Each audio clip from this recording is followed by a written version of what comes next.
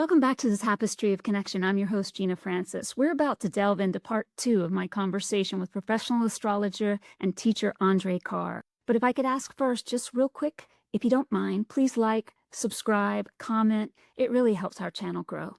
Now back to our conversation.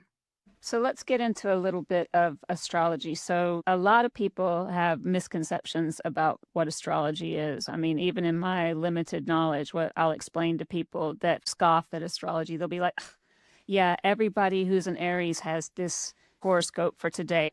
Or they just don't want to hear anything about it because they think it's nothing. And you have to explain, well, no, it's individualized to each person based on the time of your birth. But do you want to just sort of explain to people who sort of may be interested but are kind of what astrology truly is and how you can use it to assist in your life? Well, astrology is, as you know, in quotes, real astrology.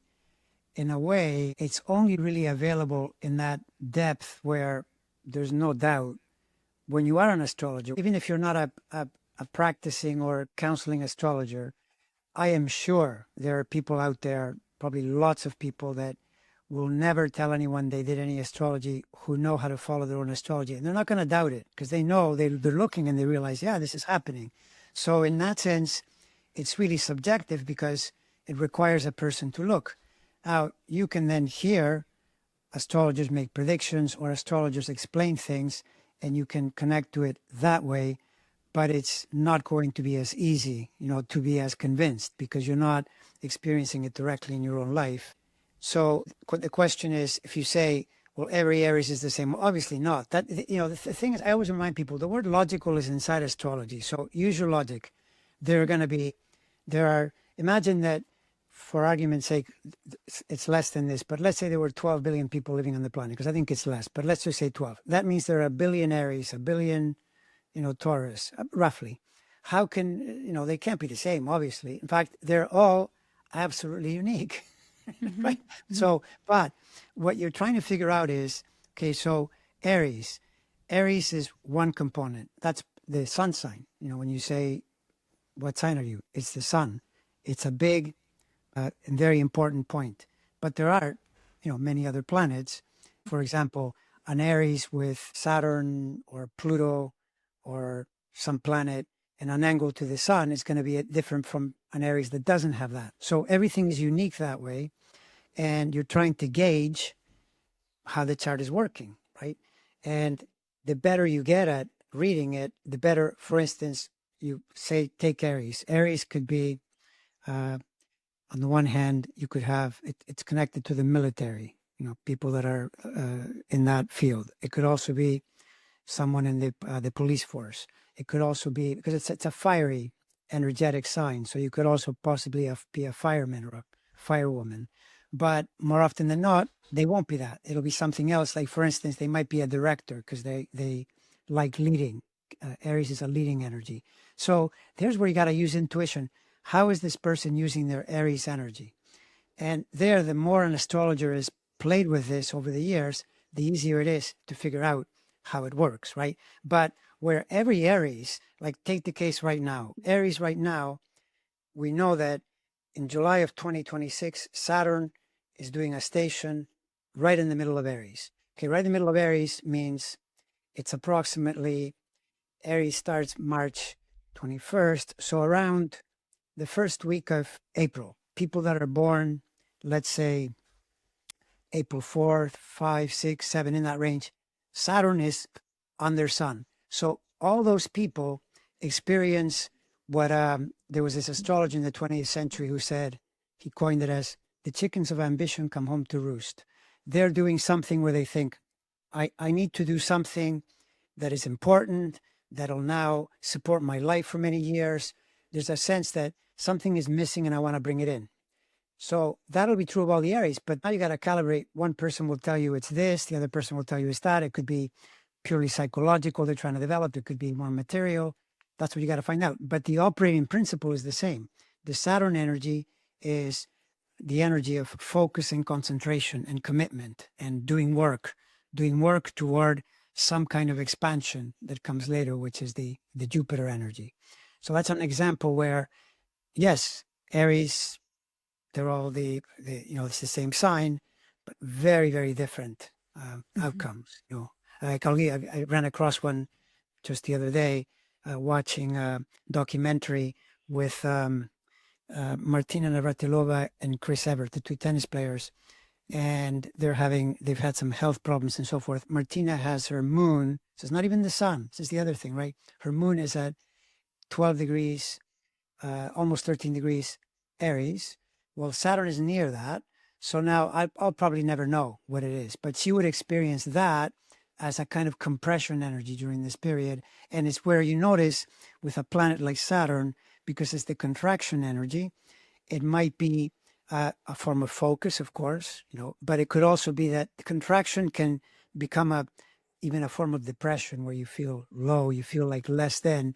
And this is where you can start to notice the worlds of intuition, meditation, the deep mind, and astrology, in that for an astrologer, you're monitoring yourself and you know what that Saturn is doing. Am I feeling down or something pulling me down? That's because of the Saturn. And for instance, in my case, for a totally different reason in my chart, we go back to, remember I said to you how the lunar energy is connected to the stomach and to food. So I've had a almost obsession since my 20s, concurrent with all this. These were things that all emerged out of the meditation, right? So I became very, very concerned with different foods affect you differently. And I noticed that eating the wrong food or too much of the food and so forth literally changes your mood, and then your energy drops, and then all of that happens. And there's nothing wrong with your life. It's just your body's uncomfortable because of something you've done on that level. Well, then in that case, for example, take the case of Martina, she may or may not be aware that that might be happening to her, during a period where Saturn is squelching the moon like that, and then food and emotions can get all tangled up. And those are forms of, okay, I'm aware of what is happening to me, and I can correlate it to these planetary movements that are happening now. I mean, it's in the sky, but it's here as well, right? This is, that phrase that you hear often, as above, so below. That's where that comes, Oh, the okay. reflection. Yeah. The macro and the micro are one and the same. But you'll hear a lot of people, Andre, talk about their sun, their moon, and their rising sign. Would you say those, I mean, every planet's important, but would you say those are the big three? And if so, like, why are they the big three? Or if not, what do you think people need to pay the most attention to in their chart? I mean, in a kind of basic sense, yes, if you say sun, moon, they're called the two lights, and the moon is is the nearest thing to us. The sun is the biggest energy in the solar system by far. The rising sign is what is due east in the eastern horizon. So that's the most individuated point, because the Earth is spinning toward the east at about 1,000 miles an hour. Even though we don't feel it, it's moving pretty quickly. So the reason planets rise is because the Earth falls. The orb of the Earth is going down, so they look like they're going up. So that line that crosses in the east is the most individuated point in a person's chart. So in that sense, yes, those are super important. The problem is, back to the thing of every chart is different. You then look at a chart and your eyes will go somewhere else. You'll go, oh, look at that. That planet is doing such and such. And you still know, okay, the ascendant is important, the moon is important, but you might focus most of the energy on something entirely different in that chart. But yes, when you're first beginning, it's true that, one of the ways to learn is learn in pieces, much like people learn chess. The bishop moves this way, the rook moves I remember when I was taught chess, it took me quite a while to put it all together. At first, you just know the moves. So same here, you learn by, for example, track the sun and the moon. There will be explanations of how, they might be really different from each other. So you've got these two looks at the person, but really that's just to begin. Then you got to keep going and add more and more things and pay more and more attention. And to be honest, this is like anything where people typically get good at something. You've got to love what you're doing. I've never thought of spending 3 hours doing astrology. I don't think of it as work. It's just, I like doing this. If I had enough energy, I would do 6 hours because it's so fascinating. And that's what tends to drive the interest.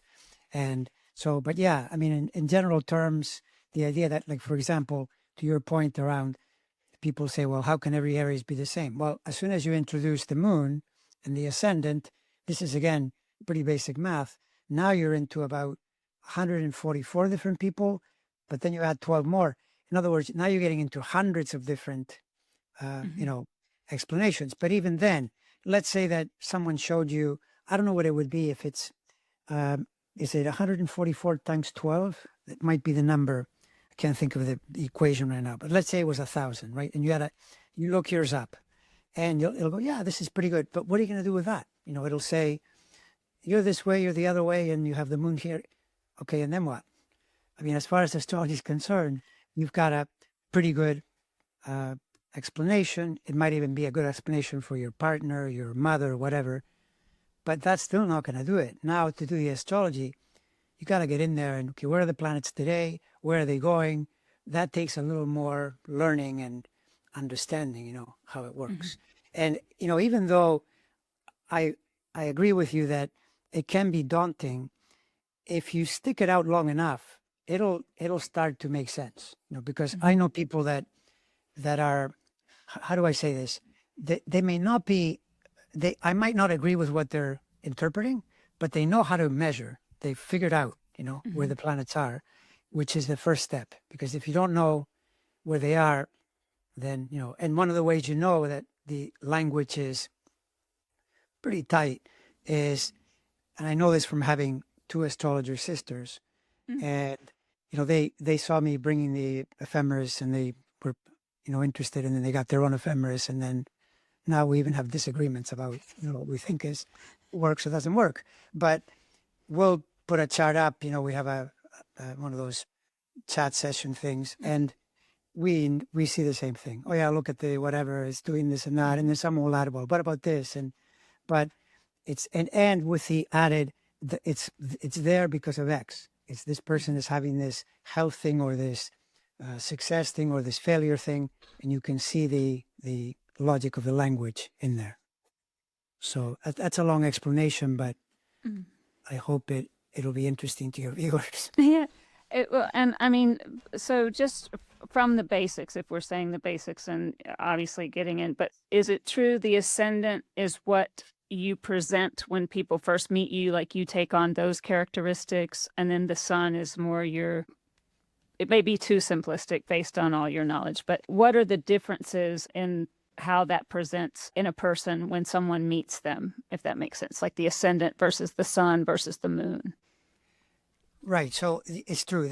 The ascendant is like a facade or a coat that you wear, and the sun energy is deeper. It's you could call it the true self, the deeper energy. So there's where you might see a case where a person maybe have a very fiery, even confident sun sign, like the fire signs tend to be like this: Aries, Leo, Sagittarius. But if you put in front of that a less, a sign that is less oriented than that, or even completely opposite to that, then the person will, that's the first thing you see. It's almost like the way they operate in the world on a moment to moment basis. But then when you get to know them a little more, the other energy starts to come out, and it becomes part of it, depending on other things that are going on in the chart. And the lunar energy, because we brought up the moon before, that tends to be more a person's kind of unconscious, comfortable home nature. When they're in an environment where they're not being too conscious or self-conscious, they operate more out of their moon. But yeah, that the ascendant that way it's known as the facade.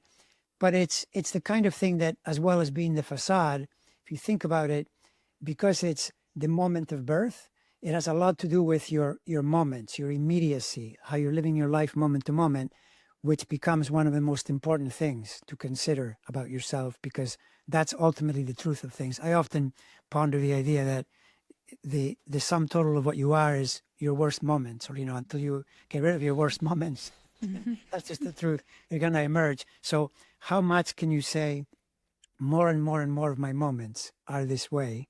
And therefore, I feel like I'm more connected. I feel like I'm more linked to the spirit energy and that kind of thing. So as an example, like Aries or Leo or Sagittarius, if you put Virgo or Cancer in front of that, it'll change the energy to something a lot less forward, more receptive. In the case of Cancer, because it's more shy and more protective. In the case of Virgo, because it's naturally more receptive, or Aries throws the energy out. So yeah, that's how that works. Yeah, someone that has those placements. It's a very interesting thing because I have the opposite ascendant to, my son, and it's almost like they sort of fight each other to balance each other out, almost is how I think about it. Yeah, I mean, a little bit. Yours are not actually opposite, but they're opposite enough, like in the sense that it's a fire sun, but an earth ascendant with the ascendant is the facade it tries to adopt is more of receptive, even humility. The idea of being arrogant is not appealing. And then the ruler of the ascendant, because that's also important. People mention sun, moon, ascendant, but the ruler of the ascendant in astrology, in traditional astrology, is often called ruler of the chart. I think it's a little overplayed, but it's super important. And in your case, then you bring in Pisces. Okay, now that's another point that really counters the Aries, because Aries is actually physical and action oriented, and Pisces is very meditative and receptive. And also Pisces it's a water energy, and like Virgo, because Virgo and Pisces are they're in the four signs that are more adaptable. So it's a very adaptable energy, very malleable. So Pisces people, they flow with the environment and they align themselves with whoever they're with, and try to mirror and match them and so forth. So that would be part of your facade, because if your ascendant is Virgo, the ruler is Mercury, and Mercury is in Pisces, right? So you get those kinds of polarities. So And, fascinating. and then like beyond that, you'd have to yourself, if you're tracking it, and you get something happening to that Mercury, oh, there's my Mercury. That's why this is whatever. Including that, for instance, you also have Mars square Mercury. Well, Mars square Mercury can be at times a really sharp tongue, depending on when someone triggers you, So then, why? Because Mars goes in and cuts, and, it's the idea that, harsh language type thing. But then you get into the idea of, okay, so if you're thinking, well, how does this even help? One example would be that, generally it almost never works to speak harshly, because all you do when you do that is you get a temporary, gratification thing, and then you've made an enemy potentially, right? So then you might experience a point where you're about to, cut someone, and instead you pull back. That would be this is Saturn's genius, where it'll say, hold yourself back, don't do it.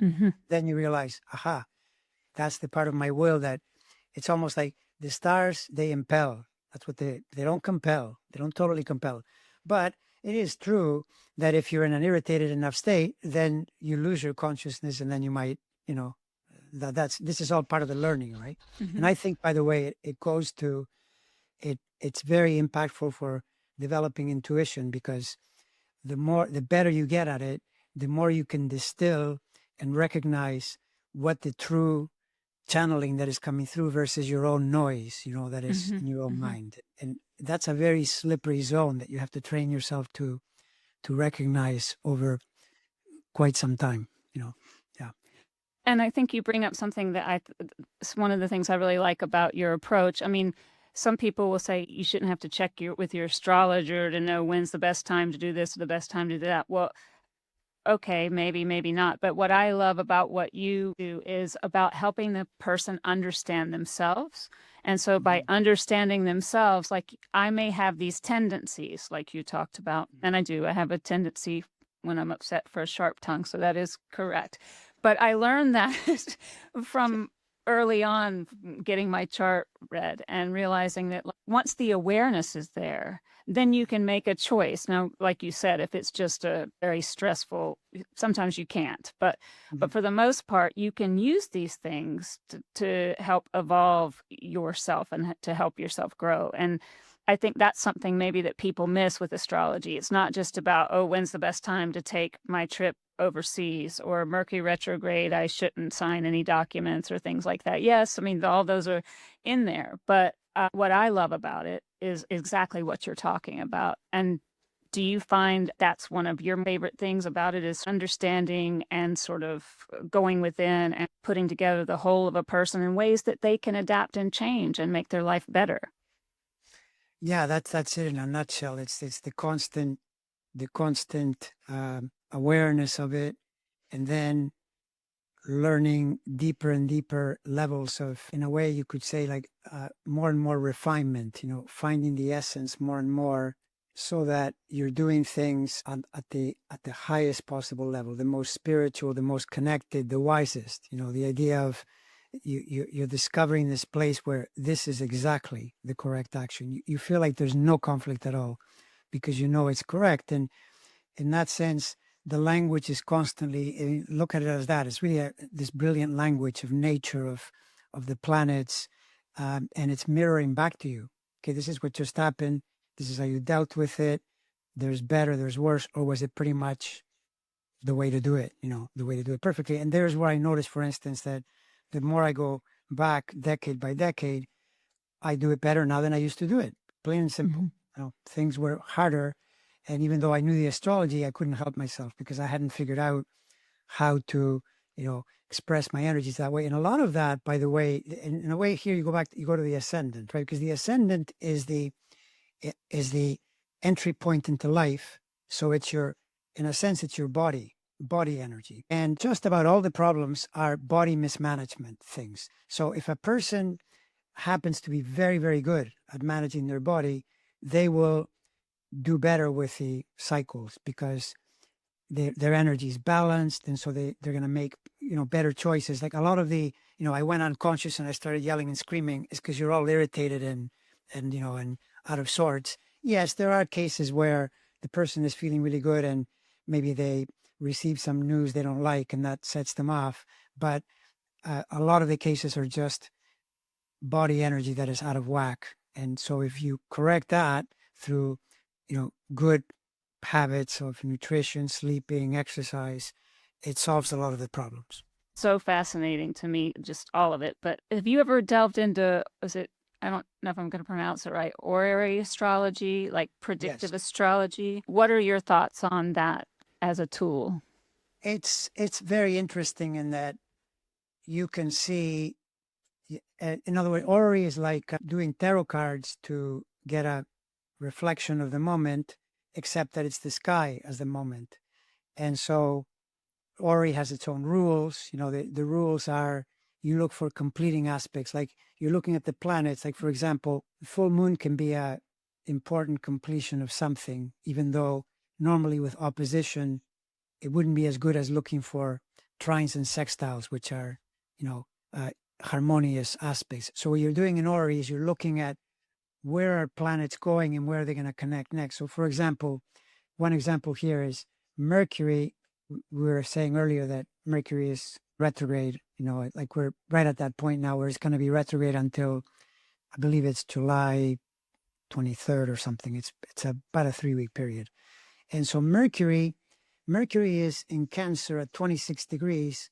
Jupiter is in Cancer at almost at the end.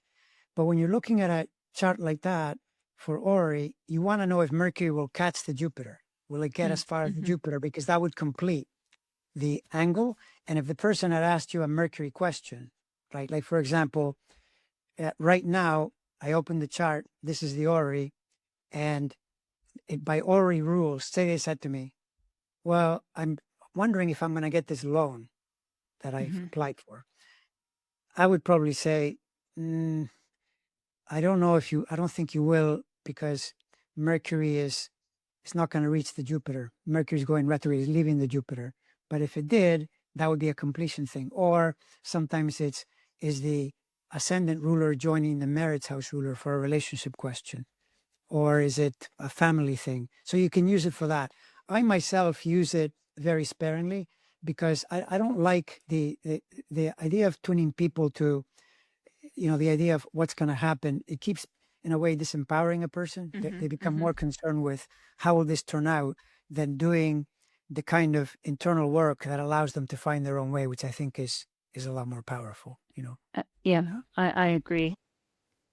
And what would be the one thing you would want people to know about astrology that they may not know, that could help them or that could take them in a different direction in their life? Is like the purpose of your work, what would you say is the purpose?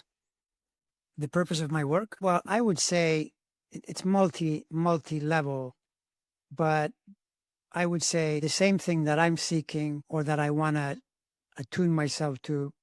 It feels to me like everyone, consciously or unconsciously, are doing the same thing. Now, maybe I'm thinking too much on a high level, but I think everyone is trying to become wiser and more connected to life and to their own purpose and to, you know, what they're meant to do, all those things.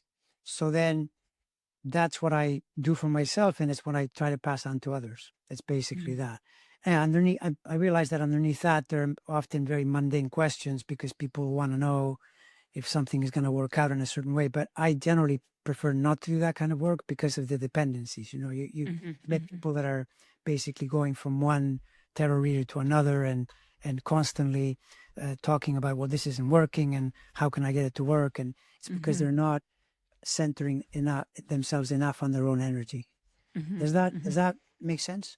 It totally makes sense. And that's the thing. When I do a tarot reading or whatever, I always say to people, this is a snapshot of the energy as it currently is right now. But like we all have free will, we all make decisions. And depending on the decision you make, the outcome can change. And so if you tie yourself into what this absolutely will happen, then you're giving away in some ways your power of being able to make a change or being able to do something different.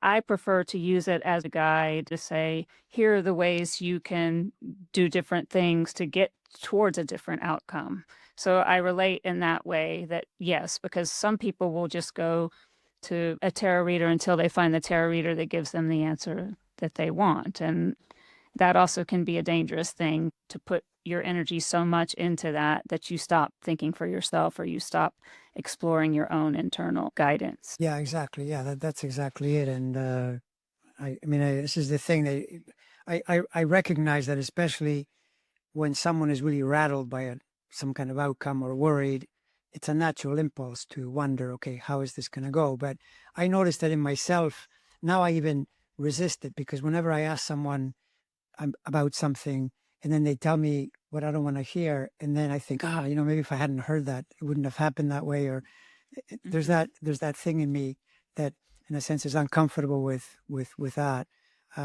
But I recognize the impulse, and I'm not saying, by the way, that you can't do great work doing that as well. So it's totally fine, both with tarot cards, with astrology, and so forth. Yeah. Yeah.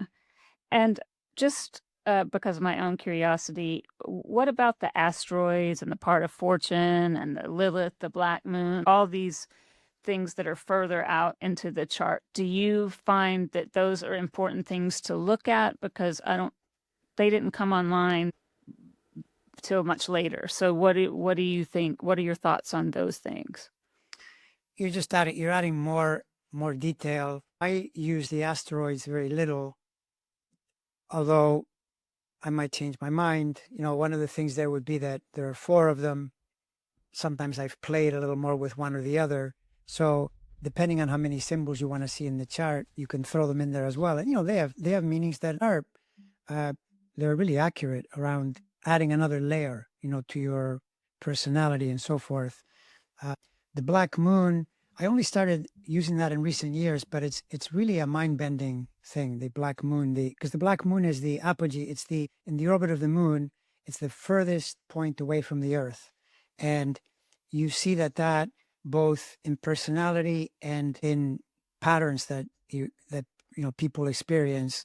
Generally, not great to have that in some kind of aspect. I've seen so many terrible situations happen. So the black moon has that quality. But on the other side, in the sense of personality, the black moon can actually empower a person because it's almost like they take the most shadowy part of their psyche and they turn it into a power, like turning fear into power, or turning, for example, accepting your warts, the things in yourself that you think are a problem. Maybe they're not a problem. I'll just accept them, and then it becomes energy that flows through you. And then it's like anything else, you're studying it as it goes along. So I've been tracking it the last few years really intensely, where I'll notice, because it has also the other thing about the black moon, the Lilith position. Well, see, that's the other thing. I don't like calling it Lilith because there's also an asteroid called Lilith. So I prefer just saying black moon. So it has this thing where the true position of it darts around. It's doing this twitchy thing. So then day to day, in the true position, it can be in one place, but the average position where it's just ticking along is in another place. And I noticed that both seem to give you pretty good information. And it's just a neat thing to track to see if you can spot, okay, for example, I have seen that, and it's a bit of a mind bender where you go, oh, yeah, there's my shadow. I just noticed. It crept up, saying hello to me. And, you like almost like impulses in yourself that you think, that's not that good. I mean, you have to kind of grow beyond that or let that go. So it can be a great tool for self-awareness, right? Because you're paying attention to it in that way. But your question initially was that the asteroids, yes, but I wouldn't start there. I would, if I were, that's what I say to people, if you're studying it, work with the main planets, including, like, for instance, I use Eris, which is the planet that bumped Pluto from its orbit in 2005. But there were other bodies they found, and I know where they are and I know what they do, but I don't use those because there's too many bodies. So I stop at Eris, and that's as much as I'll consider, and, for the most part, just because of the sheer volume of points. Yeah. And just talking to you, what I find fascinating, because of talking to mediums, talking to healers, talking to different people, there's a common thread through, even like with astrology, even though it's different, is about healing the self, and learning more about the self makes you better at the craft that you do. It seems like you're saying if you can get self-reflective and learn all of those things, and that seems to be sort of a common thing in this type of work, where the more people work on themselves, the better they're able to be of service to others in the work that they do. Absolutely. Absolutely. Yeah, that's totally true.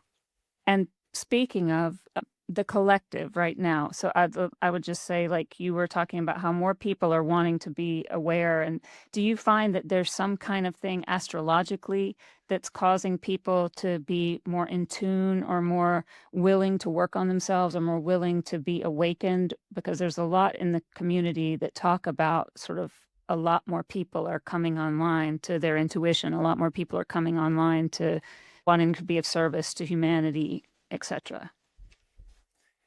Yeah, what I intuit about that, if I may tune into that, speaking of intuition, is that the clearest cycle that launched this in a really big way was the entry of Neptune into Pisces in 2011. So from 2011 to just recently, because now it's in Aries, but that period saw a tremendous growth in the online. Well, see, this is the interesting thing. Neptune is both the impulse to spirit.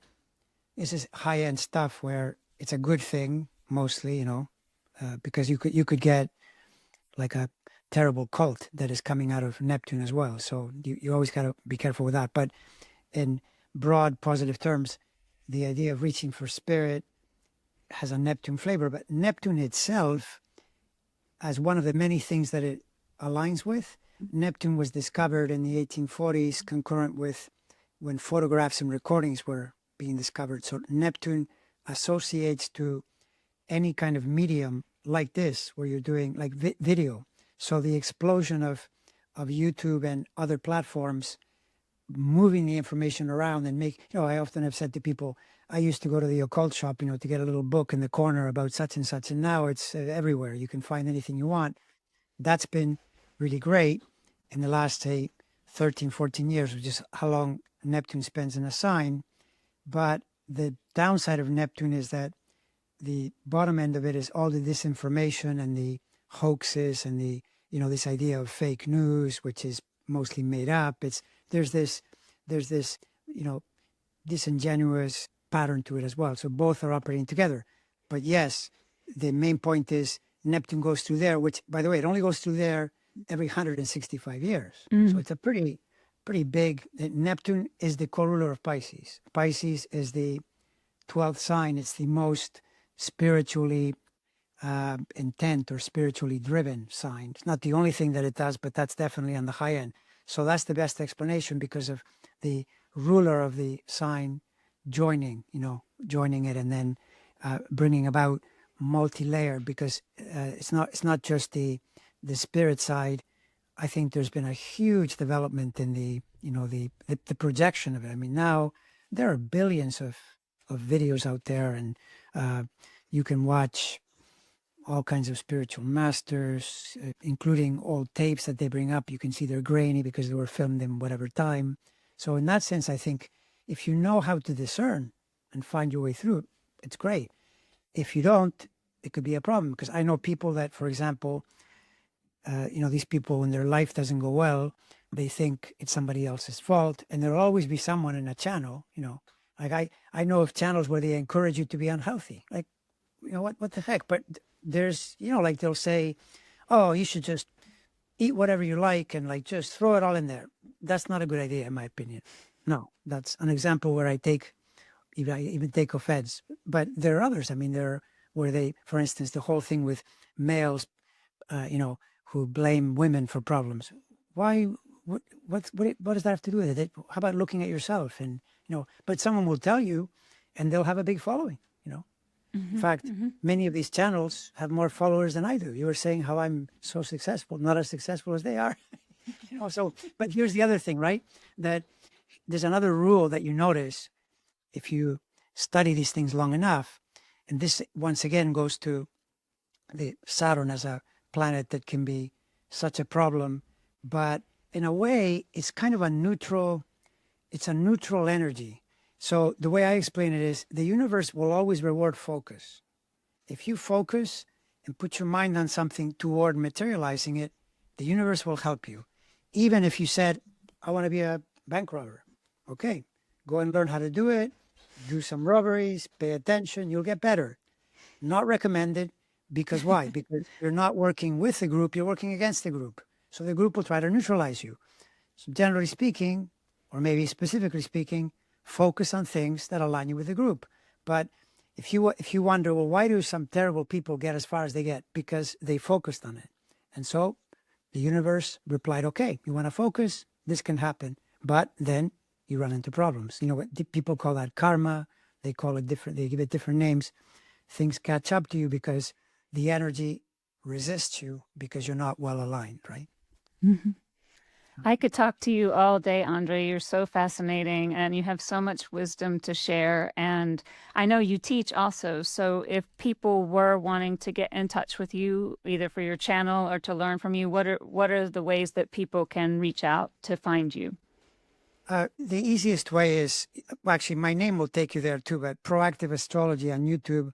And then you'll see the channel. And if you go to the channel, right at the very top, there's a thing that says click here, and then you get all the links to my website and anything you might want to do, whether you want to take classes, whatever. It's all there. It's just a question of going to the channel. Is the easiest way. And I highly recommend that. Is there anything that I didn't ask you about that you would want to talk about? Yeah, I'm constantly trying to post more videos, especially on the current situation, because really the whole world now, but especially in the US, there are a lot of unhappy people because of the current environment and all the different uncertainties, and the way we're being governed is not very appealing, so. And I know I've taken comfort in going to your channel and listening to you. And so I would highly encourage people. It's Andre Kahr, and his YouTube is Proactive Astrology. And I just want to thank you, Andre, for your wisdom, for your guidance, for your time. I just think what you do is fascinating, and I love learning from you. And so thank you very much for joining me today. Thank you. It's been a pleasure. Thanks so much for being with us. And if you can, drop a like, follow, or share this podcast. If you need to get in touch with me, you can do so at spirituallightwisdom.com. Remember, we're all connected, and these are just some of the stories that weave us together. For the Tapestry of Connection, I'm Gina Francis. Until next time.